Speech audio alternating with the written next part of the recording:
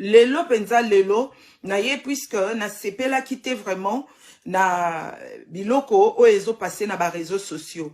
plus précisément sur YouTube. Lobby sur YouTube, Natalaki Ndeko, Mamou International. Elle fait son travail, à ça Ramsa est bien, mais parfois, au monde il y a des sujets, il y a des suicides, et surtout que ceux qui connaissent dans la communauté, il faut vraiment qu'on aborde avec délicatesse et surtout, bonsoir, Pesatango. Il faut qu'on aborde avec délicatesse, pour un respect,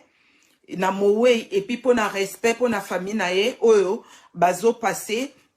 moment moko très difficile ya ko perdre ndeko na bango ko perdre moi na bango ko perdre sœur na bango petite sœur na bango tante na bango na façon ba perdre.